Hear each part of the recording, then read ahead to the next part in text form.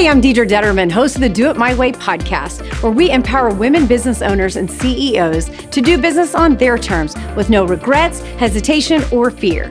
I'm obsessed with all things marketing. I started my career in television, and I remember sitting in countless meetings, listening to executives talk about things that needed to change, but they never did. I was always thinking, what if we did it my way? Once I became an entrepreneur and I started living life on my terms, working the hours I want to work, making the money I want to make, I started to feel success. I was finally in control of my destiny. I hope you will join me on this journey discovering how you can do it your way. Hi, it's Deidre Detterman, and welcome to another episode of the Do It My Way podcast. Today, I have a very special guest for you. I am so excited to introduce you to her. It's actually the first time that I'm meeting her as well, and I've been a fan from afar for a long time. So without further ado, meet Paula Marshall. Hi, how are you doing? I'm great. How are you? I'm doing great today. Well, I'm so excited for you to be here. I know we were talking earlier, but I think I saw you speak 10 years ago and you shared your story, and it was very impactful. It's something that I remembered. I don't remember where I was. I don't remember, what the event was I was at, but I remember that you were the speaker. Okay. And you had just such an amazing story and it just inspired me being a mom and being a CEO and running a global company and doing all the things that you've done, plus all the giving back. It just was one of those things I was like, how does this woman do it all? It's really impressive. And since that point, I have never met you, but I have followed your career and just watched it explode to this massive global empire. It's so impressive. And I think the thing I love about you the most, and we're going to dive into that so everyone else can see this, you're so humble. Oh, wow. When I'm researching you and I'm looking at all these awards you've won and all these amazing things you've done to give back to Tulsa and the world, really. And I'm like, she is so humble. You laugh whenever I say global empire. You have a global empire, and you're still just the same person, which is really incredible. But, I'm going to dive into your bio. So I could probably spend the entire time talking about what all you've done because you've done so much.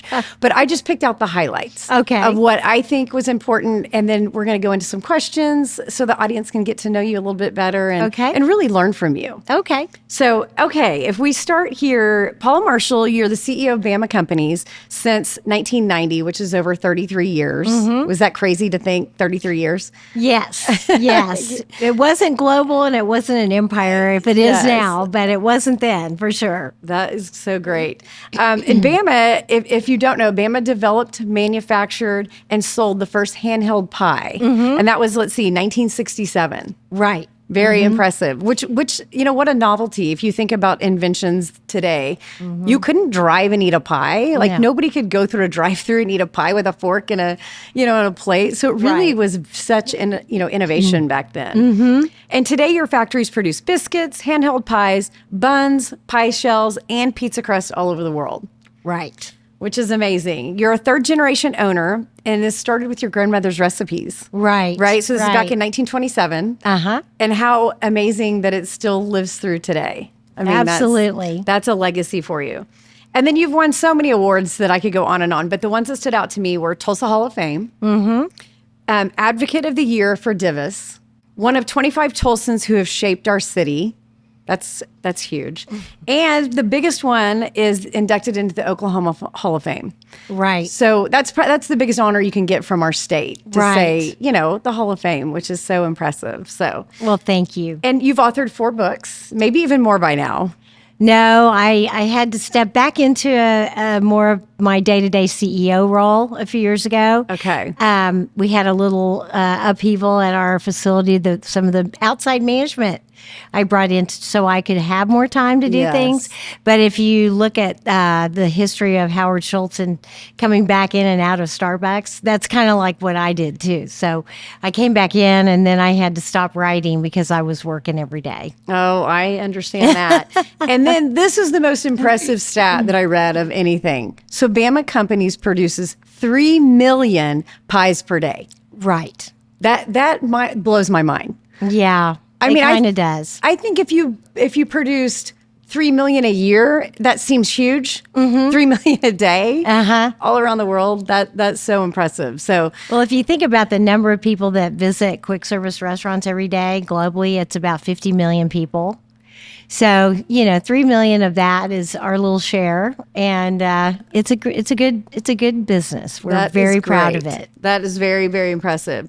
So let's dive into the questions now. So you're a third generation CEO of Bama Companies, and you have a really impressive journey. So you started on the production line in your 20s. Yes. So tell us about that, and how did that shape you as a leader today? Well, that was very instrumental in my learning leadership, and I didn't realize it at the time because I kind of considered myself one of the working team members. Yeah. My parents were running the business every day. My dad would come in and yell at me just the same as he would yell at everyone else. And I kind of began to learn, the impact of being in fear, when you would do something wrong, and what the impact of fear would have on people in the workplace. And so that kind of, set me into the kind of leader that I wanted to develop myself into, and just taking steps to basically in the beginning to just not be my dad. Yeah. When I was talking to people and when I was upset, and how could I handle myself better but still be as effective as he was, and as determined as he was, and not have that negative impact on people that he had at times. Absolutely. And if you think about if you hadn't started on the production line, you wouldn't have that compassion. No, I probably wouldn't have even ever known that I needed to have that compassion. So I look at everything that I've done in my career as God's plan.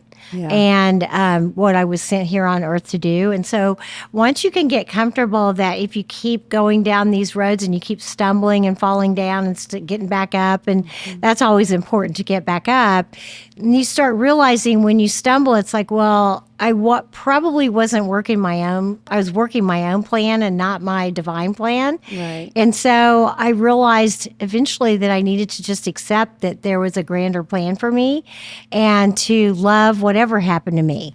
So I started being more of a lover of what happened in my life rather than fighting things, and then being depressed and angry and mad when something would happen. I would try to pray and become more joyful. That's amazing. That's inspiring, because I know you get caught up in that, right? You think you're going one direction, your life takes a turn, and it seems like the end of the world. Yeah, it can be the most debilitating thing at the time. I mean, I don't call myself a counselor, but I work with and mentor a lot of young women and a lot of young people.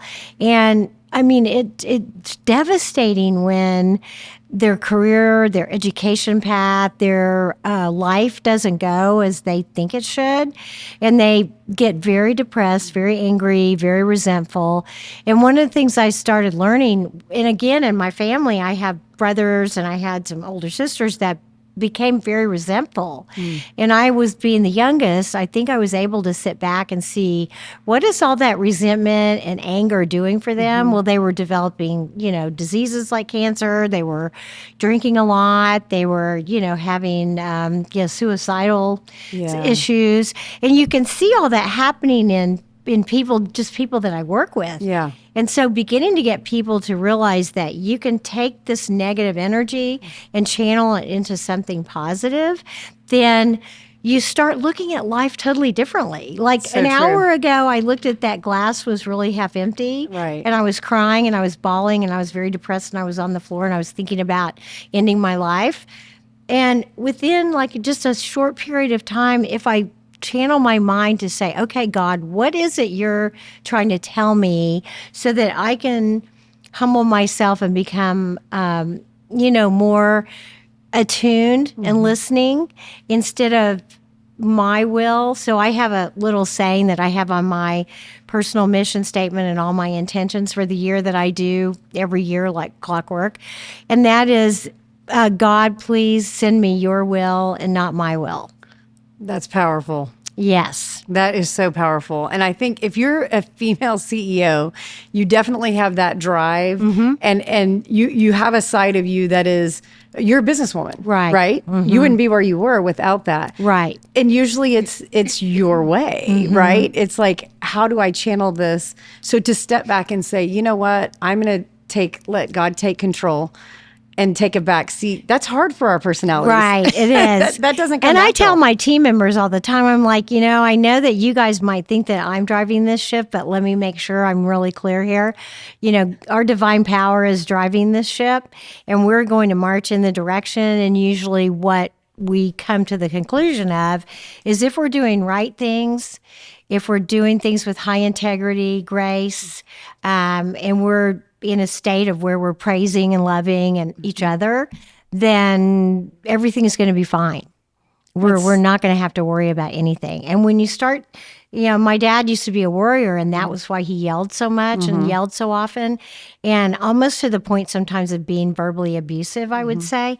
So when I would see him like that, as a person who is studying, spiritual things and trying to learn how I could meditate past all of this negative energy, because I had two choices. I could have been more like him, and I could have become the devil wears Prada. Right. Or I can do something different with my life and try to be a balance of his determination and drive, but yet balance it with a spiritual power that I felt needed to come out in our business more than the fear and the intimidation, which was what was driving him to be so upset and volatile all the time. It was all of his inner fear about failure.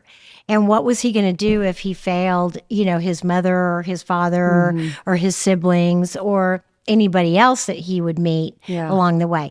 He was driven by his fear of failure. So once I could get out of that, it's like, well, my divine power doesn't want me to fail. So I may fail in a way that I had mapped out in my little box, but what is the real box that I'm supposed to be in? And then once I get in that, and once I ride in that for a while and I hang in that, I start feeling even more powerful because all my power is coming from love rather than fear and intimidation. That is incredible. I mean, those were big shoes to fill, your father's shoes, right? Oh, yes. And so for you to be able to have enough confidence to take your own path, right? And because the natural thing would do what he did. Oh, he was spent many years in crying and tears and therapy and a lot of that kind of trying to tell myself that I wasn't a bad person and that, but our inner voices are always, our egos are always trying to jack around with us. And that's from anywhere from the little voice saying you're not pretty enough, you're not smart enough, you're too fat, you're too thin, you're too this, you're not this, you're not that.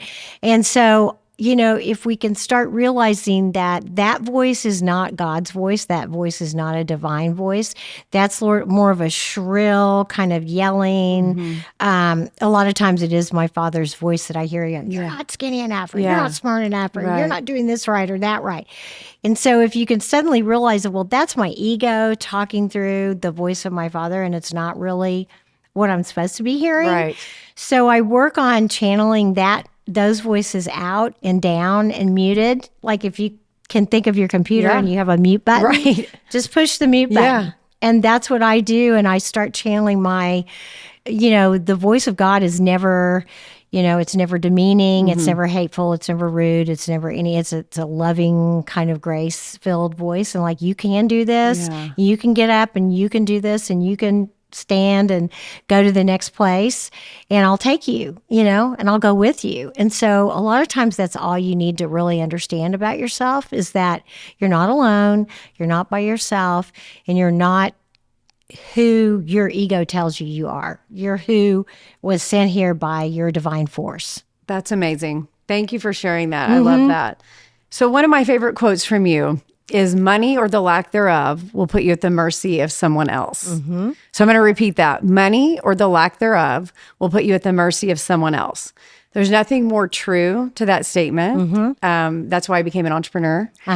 Because I wanted to control my destiny. I wanted to control, if I needed to pack up and leave and take my kids somewhere, I'm going to be able to do that. Right. I don't want to be at the mercy of someone else. So what does that mean to you?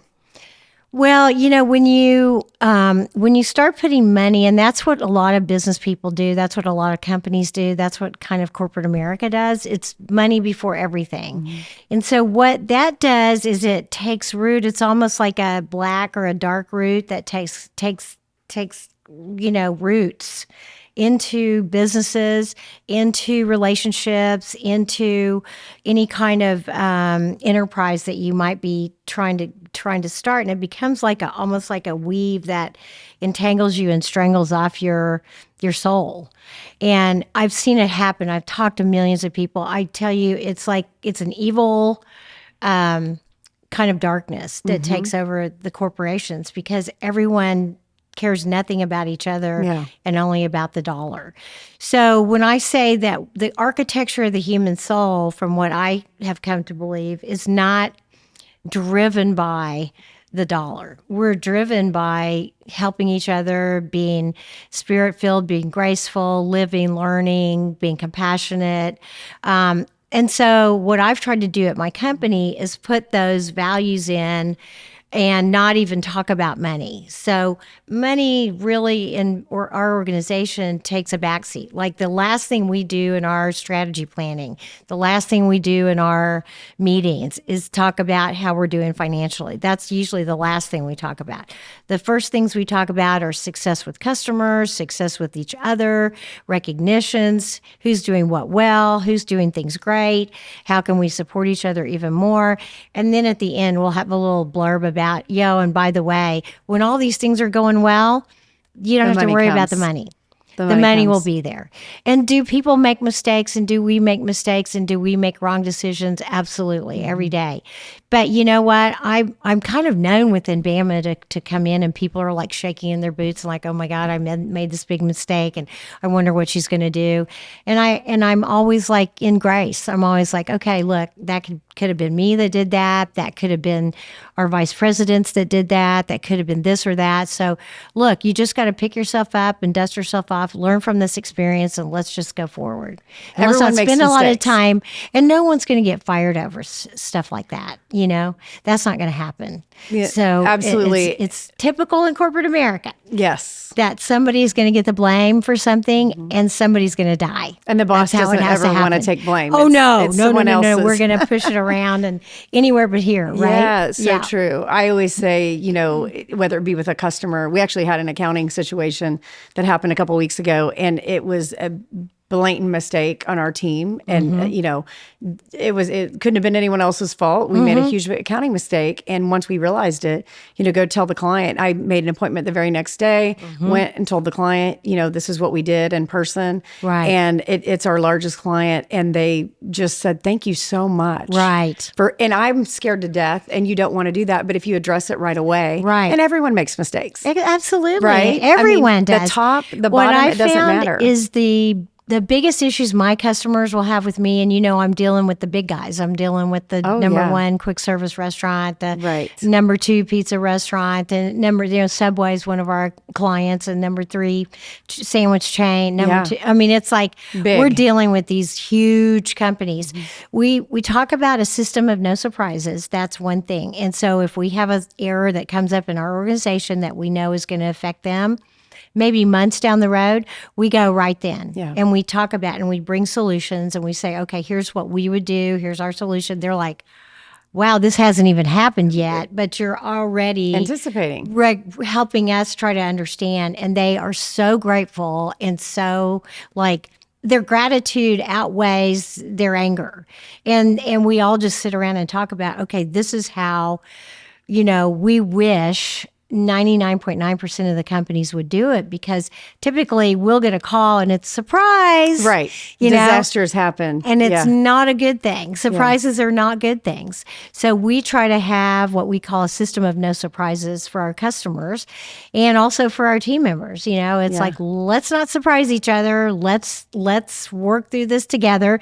If you can't come to work tomorrow, or there's things you can't do this because you're busy this weekend and we need you to work, let's try to find a substitute or work with somebody who will come. Yes. And we understand things happen. So if you work through things like that, people are much more loyal. You look at the loyalty factor and the fact that no one's loyal to corporate America anymore. Well, it's no wonder. Right. You're not loyal to me. Right. So in the first breath, you'll cut my throat. So why should I be loyal to you? And it's really a sad It is sad commentary on corporate America today. Well, I've heard you call your customers partners. You know, you have, and that's a true partnership right there. Yes. You're thinking their best interest, not just about you months in advance. Right. And obviously that comes with experience, right? Because you've been in the game a long time. We were talking about mistakes, and I have to bring this up because this was something that when I was reading about you, the first time you guys came out with pumpkin pies. Yes. That So was quite the fiasco. Explain kind of what that, you know, share that story, if you will, because I think that's another thing. You look at you, and you're leading this global company and all these things that you've done, these accolades, but mistakes have happened along the way. Right. I mean, it wasn't global then. I have to keep saying we had one facility. It was down there at 11th and Lewis. Yeah. We had my dad, who was very autocratic. We had my mom, who was in the office and didn't really get too involved at the plant stuff. And I had been working with McDonald's on this ready-to-bake biscuit. And so we had been working, and I'd gotten to know some of the R&D people, and they said, you know, all these years we've always been wanting to have a pumpkin pie, but their pie was, you know, that was when it was fried. And they said, we'd really like to have this, but your dad's always told us no. And I thought, gosh, well, I'm not going to tell you no. And I didn't really go to Dad and say, you know, I really want to do this. So he kind of stumbled upon us running this, you know, in the plant, and we were doing a lot of crazy things. He's like, what are you all doing? And I said, well, they want to buy this for, you know, the fall season. And he's like, you're putting stuff in the filling that probably, you know, it's probably not going to work out. And I said, well, this is what we have to do to cool it. We had to put ice in the pumpkin filling, which you know because you've read it. And we didn't have a lot of testing at that time. We didn't have anything sensory. We didn't even know about it. These are some of the learnings that you take with you after you have these big problems. You start doing things like that because you want to ensure that it doesn't happen again. So, you know, we got into 8,000 restaurants at that time of McDonald's, and we had these great pies, and everyone was really excited about them. Well, they started popping up in the fryers and their fry vats, and there was pumpkin filling going everything, and hot pumpkin filling, and dirtying up their fry vats. And then the black was getting on, you know, French fries and chicken and other things. And they just called me up one day, and they said, you know, literally, you've stopped every McDonald's restaurant at high noon on a, you know, Friday. Oh, it's my like goodness. the worst thing you could possibly do, you know? And so here I am, like 22 years old, and I'm like, oh my God, you know? So that immediately ensued a lot of, you know, conversations, big visits. Of course, they stopped the production of it immediately. We worked through, you know, a whole plan of how to get rid of them, and, you know, because they weren't any good. But I still had, you know, thousands and thousands and thousands of cases in inventory. But it wasn't something they were going to keep selling because they couldn't, because the product, you know, was ruining other products. Right. So, you know, cleaning the vats, changing the oil in the vats, all that kind of stuff takes forever. And they're having to do it at noon when they've got 35 cars backed up at their drive-through. And it was like I was persona non grata for real. Oh, and my goodness. My dad was like, I tried to tell you, you know, and you didn't really listen. And I'm like, well, they thought they wanted, and we had a plan, but then we, as sometimes happens during the process, we couldn't cool the filling because we didn't have enough cooling in the facility. And so we just had to look for a way to get it cold real fast. And you have to be innovative, right? And we thought we were being innovative, that's right? That's part of it, you know, but little lesson did we learned. know, latent quality defect is what we call those, latent quality defects. They don't show up that minute. They show up, you know, 30 days from now. Yeah, and I can't imagine, because I'm thinking our problem last week kept me up at night, and there's one client and one problem that we could rectify easily. Right. But it's just the fact that it happened. And here you've got people all over the world that are, you know, 7,000 owners. Oh my goodness. You know my name and have my phone number. Right. So not very fun. Not fun times. But that's how you learn. That is definitely how you learn. That was a huge learning. Yeah. Huge learning. Yes. So, and you have the pumpkin pies back today. Yes. So we actually have some for the crew to try after this. That's great. Since it's almost, like them. yeah, I'm like, it's almost Thanksgiving. We're going to do the pumpkin pies. Well, that's great. Thank you. Well, okay, tell me about this because I know we talked about McDonald's. Obviously, McDonald's was one of your largest customers in the very beginning, especially. That your father and Ray Kroc were friends and kind of grew this partnership together, which is really impressive. Your dad gets ill. Your brother's unable to take over the company, so it really leaves you as being the best candidate to be CEO. Right. Your dad believed in you. Went to share with McDonald's that you're going to be the new CEO, and they weren't so fond of that. No, that was another very difficult time. And these were happening all on the heels of, and then my family, and I think I was pregnant with my daughter or my son at the time. It was like just a series of really bad things. The threatening of the exit of the business, and we're just a small company without them, and what are we all going to do, and wringing our hands, and at the time my dad he had tried to get into talking to people about selling his company, and it was his personal legacy. It was my grandma, and he was very close to my grandmother, and he just couldn't do it. And, here he saw this young girl that was, running around at the company and trying to do things. It was making mistakes, but was at least there. Yeah. And that had a good attitude. And he just came in one day. I was in the office. It was like 4:00 in the morning. Yeah. I used to go to work at ridiculous hours. And he would say things like, well, how do you like what you're doing? And I'm like, oh, I love my job. That's what I would say. And he's like, well, what do you think if your mom and I, if we weren't here and we retired, what would you think about doing this full time? Like, I'm still not cluing into thinking that it's anything but a job, and there's mom and dad and I work for them. And finally, my mom and he said, I'm going to go talk to your mother because I'm having a hard time getting through with this conversation. And so we went to lunch, and she said, what your dad's tried to say is he doesn't want to sell the company to anybody else, and he wants to give it, he wants you to run it. And all of a sudden I was like, oh, wow, well, that's different. Yeah. Because we never had that conversation, ever. I mean, never. It was never even thought about. I mean, it was always, if it wasn't dad, it was brother, brother one, brother two, it was somebody else. And it was a very...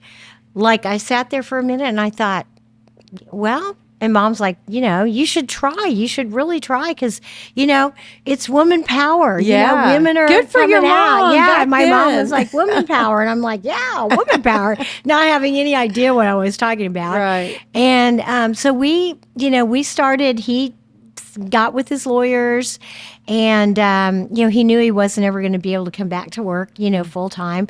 And McDonald's was sitting there, with their arms crossed, almost in his hospital room, trying to figure out who he was going to sell it to so they could be a part of whatever was going on. And then the real work began, because now that dad is really getting papers drawn up and this is really going to happen, now I've got to start meeting with the McDonald's executives. And so this is like me and 7 white guys sitting in a room, and then most of them have gray hair. And you'd never met with them before? I had known one of them, but I didn't know the rest of them. And a lot of questions about, do you think you're capable of doing this? And, aren't you a little bit young, and this and that and the other? And because of the circumstances, we understand what your dad's trying to do, but this probably isn't the right time. And we probably need to just go find a buyer. And I was like, no, I'm kind of interested in doing it, And so because I had been working with a few of the people down, in the lower ranks, I didn't realize they had been telling people that I had a good reputation, and that I was a worker bee, and I was willing, and I would do things, that they were wanting to do. So, the next thing that happened was they approached me. There was kind of a sort of a standoff period where dad was doing all the, transferring, and they were sort of saying, well, we're not sure we're going to do this. So they were probably out looking for another supplier at the time, truth be known. But they had such close connections with my dad. I think they decided that, well, let's see what what she's got, and let's see what her plan, how it unfolds and everything. And meanwhile, I'd been going to school and I had a college degree, and I don't think some of the other kids of family members that they worked with around the system had even done that. So I think, I had a little bit of brain power. And so they came back and said the board was initiating an affirmative action program, and that they had come down through board requests to find out how many of their suppliers were, minority or women-owned. And they didn't have any. Oh, wow. Wow. So I it's kind of there again, that's that spot that, God kind of puts you in, and you didn't know why you were having all these tribulations until now. And then all of a sudden it's like, oh, well, this is why I'm here, and this is why I'm having all these issues. And they began working with me and saying, we want to get you certified as a woman-owned business. And here's the place you need to go. And you need to give them all your stuff and your ownership and all that kind of stuff. Prove that you're running the company and that you own the shares and all that kind of stuff. And we did it, and we're still here today. That's incredible. What a great story. I mean, I can't imagine how intimidating that meeting, walking in with those executives. Here you are young, the only female. Oh, that had to be so intimidating. That was another difficult time that I felt like there were a lot of expectations put on me, and I didn't know if I could meet them all, but I knew I was sure going to try. Yeah. And so I think when you're in the right space, when you're in the right box that God puts you in, and even if you don't feel confident or comfortable with what you're being asked to do, that just trusting is sometimes all you can do. Yeah. So you have to trust and believe that you're in the right space that was set up for you, and just let good things happen. And yes, you're going to make a lot of mistakes. There's no question about it. But I had put myself into a good position by working at the company, by working for my family and getting my school at night and going to continue my education and doing all those things, that I had a fairly good understanding of what I thought McDonald's wanted their suppliers to look like and be like, and I felt confident that I could do that. So. And you did it. And we're still doing it, but we're doing it. Yes. That's great. Yes. Well, you mentioned being pregnant with either your son or daughter during this time. Yes. Uh-huh. Okay. How did you balance? Because I think that's one of the most difficult things as a working mom. You want to be there for your kids. You want to do all the things, but you're driven to run this company, and this is your, God's plan. Yeah. So how did you balance kids and work back then? Well, I'll tell you, it wasn't easy because, my husband who's now my ex, didn't really enjoy, me being gone and being, he had his own little business, but didn't enjoy being in this limelight, but yet not as the person you were it. The star of the show. Yeah, so that created some problems and a lot of problems. And, not having childcare at home, I had to, search for someone that I felt that I could trust to be in my home and basically have my back with my kids and when I couldn't be there and help and do all that. And I was extremely fortunate for many, many years that I had the same nanny for also 25 years and helped, grow my kids, change the diapers, do all that. That's so great. I think women, you have to make that decision if you have a family. So either in fact, a lot of the women I know from the food service industry and the quick service restaurant industry, a lot of them are the working part of the family, and the husbands do stay home. There is a definitive choice. That is more and more common. That they've made. Back then, not so much. In that day, no. Right. So that's, I think, what eventually upset my ex so much was, well, what am I supposed to be? I don't want to be a house mom, or I don't want to do that. Right. So, he tried to have his own career and his own thing. And eventually we just decided it would work better if, we weren't together. Right. But my nanny stayed with me, so I had her through all of that. And it just, you have to have that solution if you can't, work out something with your significant other. Yes, that's great. That's and great I think advice. a lot of women don't have that. They don't have good support there, and that makes it really, really tough. And I think that's why so many women are becoming entrepreneurs, because the corporate grind, 9 to 5, is not going to work for me. I need to either work while they're in school, and then I need to be off, afternoons. I don't need to be working a lot at night, but I can get back on my computer online at night after they go to bed. But there's a lot of flexible things that have to happen. And I think corporate America has been very slow to give that. You're exactly right. And so what you see is this mass exodus of women from the workplace, and especially during COVID, because we had to make those choices to stay home with kids when schools were closed. Right. And it's just like they want people to come back to work. All these big companies are like sending out letters and you have to come back. And their women are like sitting at home going, no. Yeah, this was easy, Right. And I will say there's nobody, the hardest working employees are, a lot of times that single mom, because they know when they're there, they're working their tails off, and they go home and they've got to do that. I always have so much respect for that. Right. Just, putting in the time, being so efficient while you're there, not wasting time because you've got to get home to kids and doing, your job doesn't end when you get home. No, it does not. It just starts. Right. So hopefully you can find that person that will help you at home. And I think a lot more women are doing shared childcare. They're doing, like somebody in the neighborhood will agree to take the kids for 2 or 3 days, and, moms sharing with other moms. Great. And, that's what it's going to take. It's going to take us being a community and not trying to fight it and slog it out on our own. So true. We need a lot of support and a lot of help. That's great. So it's speaking of employees, I know Bama does not use the term employee. No. So tell me about that.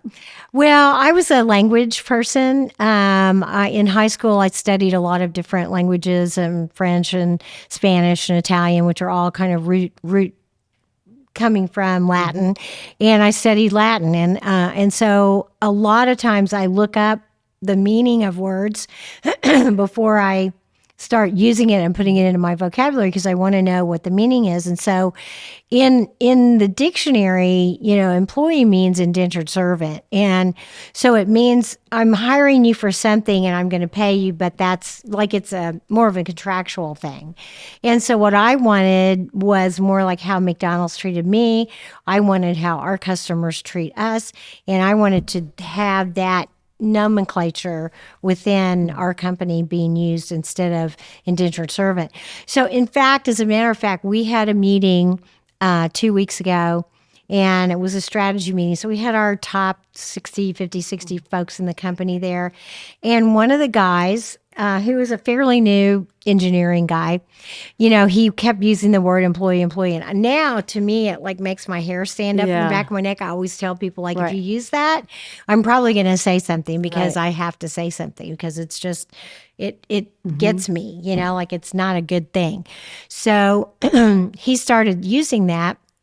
And I had to stop him. Like I said, look, this is nothing personal. I don't mean to humiliate you in front of everyone, but I kind of have to make this point that we're not going to use that word in this company. And I said, now after today, you're never going to forget this day. And he's like, you're right. Right. I'll never forget. And so he asked me, he said, why is that? Why is it so important to you? And I said, because the indentured servant is not what we're doing here. We are partnering with you guys for a lifetime. We're asking you to give us X amount of hours out of your personal life. And the least we can do is say, we're partnering with you to career, to make stuff, to whatever it is you're doing at Bama.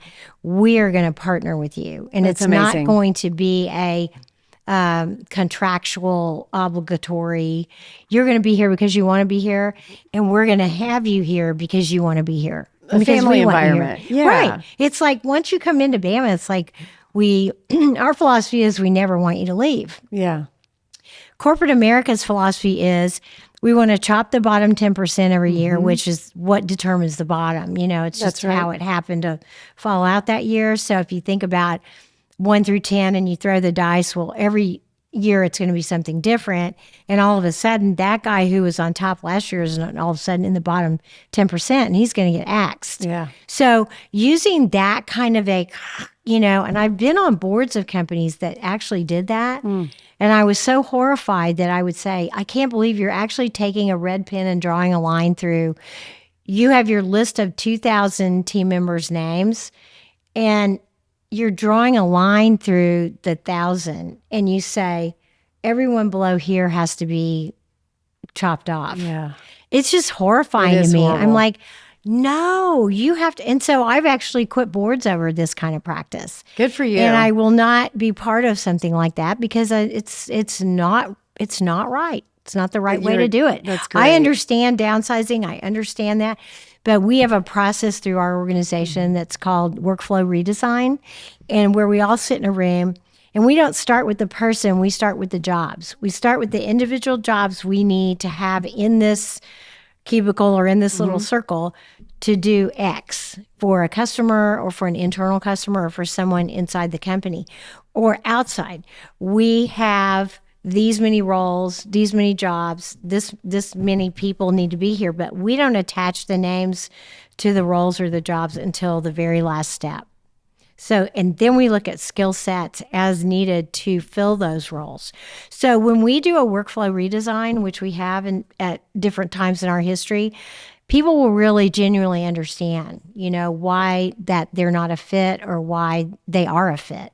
And I think that's really important for people to go on to their next step. Oh, it's huge. Is that you weren't a failure here. It's that your skill set didn't fit with what we need to do to provide our company. So if you want to come back someday, then you might want to consider acquiring these skills rather than this skill set that you have over here, which is now obsolete.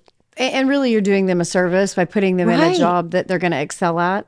I've done that before where I tried to squeeze someone into a job because they were there and we needed that service to be, offered. And it's like, it's not a good fit. People know. For anyone. And they know, too. Right. They know you're squeezing. Right. And everyone else knows you're squeezing. Right. And no one else appreciates it either. You're exactly right. Having those honest conversations is part of what we consider the integrity of running our business.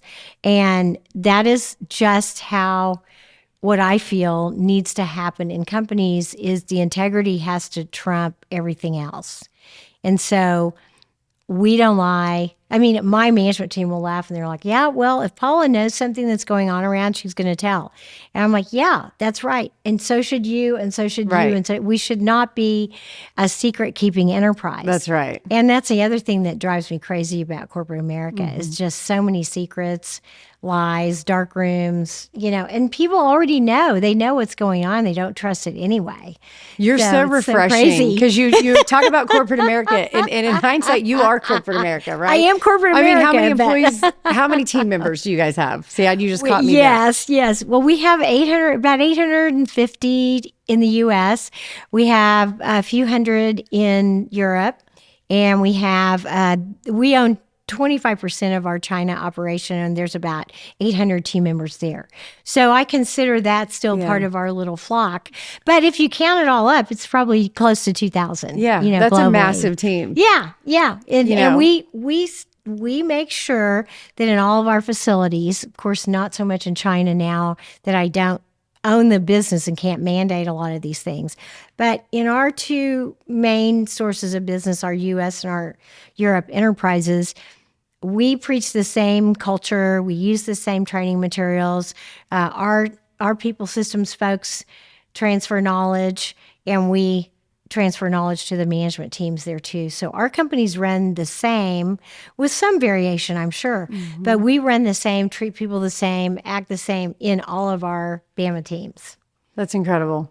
Well, let's talk about mentors. Okay. Because I'm sure you're an amazing mentor to so many. I mean, just what you're sharing today with me, I'm learning.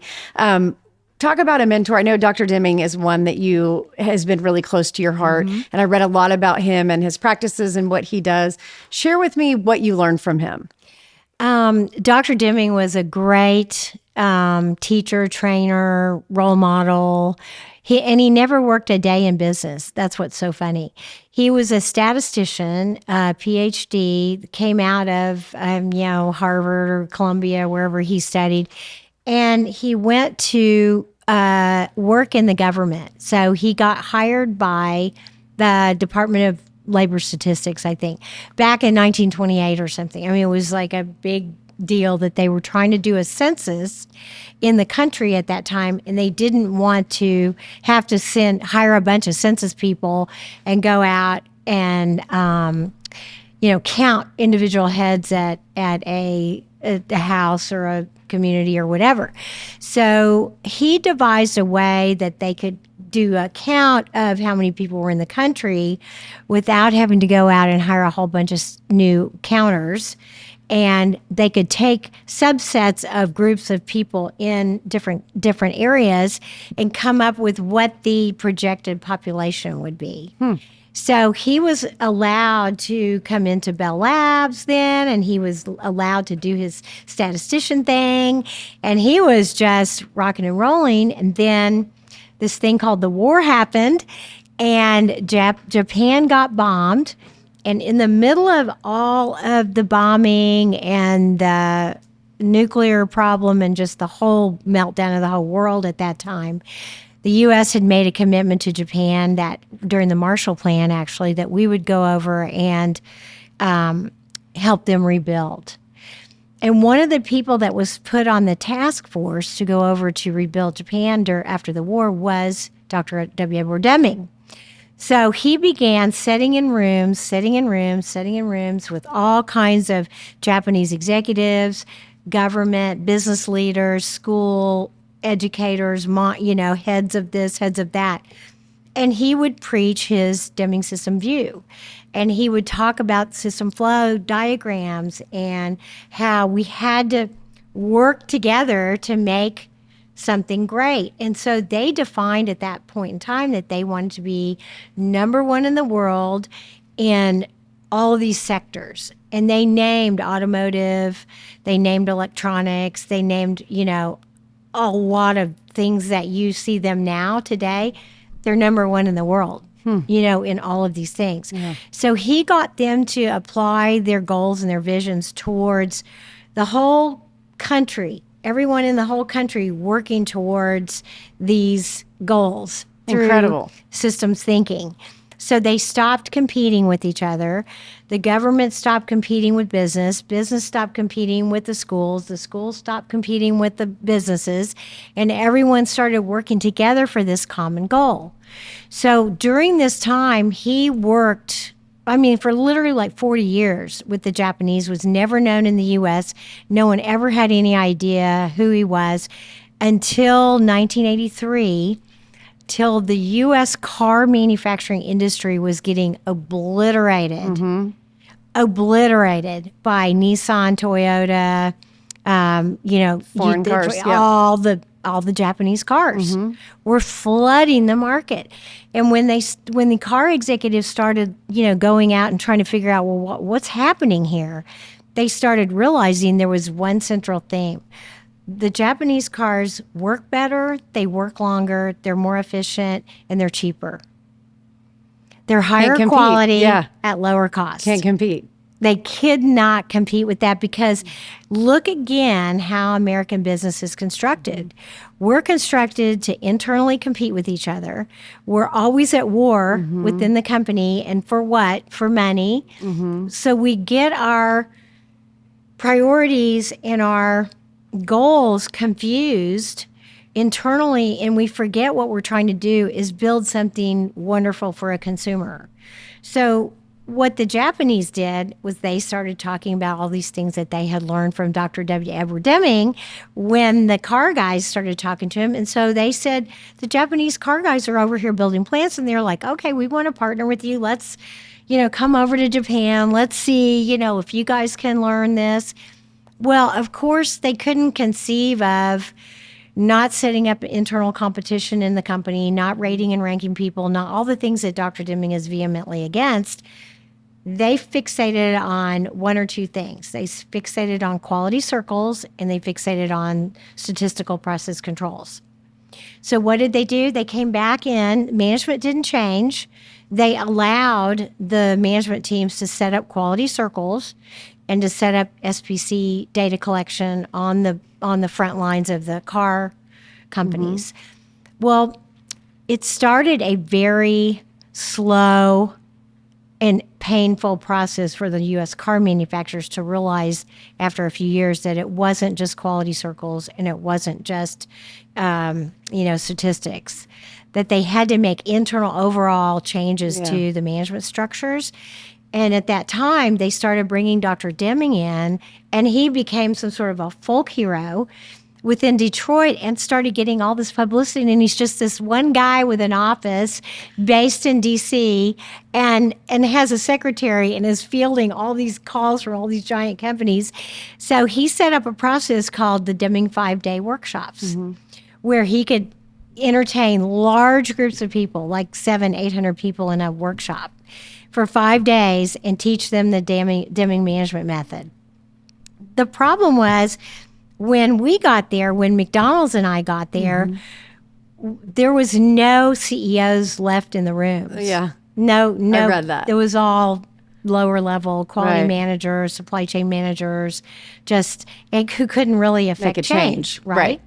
So when I walked in, I was being taken there by McDonald's, basically, because the head of quality at McDonald's said, look, we really want you to succeed. We need Bama to succeed, but we can't have any more of this pumpkin pie stuff. We can't have that going on. So let's figure out a way to fix what's going on at Bama and see if we can turn your star around. And if we can turn your star around and people start going, oh, look, wow, Bama's become this beacon of, greatness, maybe we could learn something from her, and maybe our other suppliers could learn something. And when That's a partnership. They started down this track with taking me to Deming seminars. And so I got introduced to him in a really funny way, because one of the first questions he would ask on his first day of his seminar was, are there any CEOs in the room? And literally, you're the only one. The lights would go down and there'd be all these, spotlights going around. And I wasn't standing up, and my McDonald's guys were pushing me and saying, you got to stand up. I'm like, no. And you're tiny anyway. Here. Like, I'm like, are you kidding? They're like, get up there. So I stood up, the light comes on me, and he's like, so you're a CEO? And I said, yes, sir. And he said, I want to see you at the break. So I kind of, at the break, I was shaking. I didn't know what to do. There's all these people in line trying to get him to sign autographs and books and all this stuff. And one of his people came and got me out of line and said, Dr. Deming wants to meet you. And I was like, okay. So I walked up to the podium. He shook my hand. He's like, I want to work with you. And you're here for a reason, aren't you? And I said, yeah, my company's crashing. And he's like, I want to work with you. Oh, my goodness.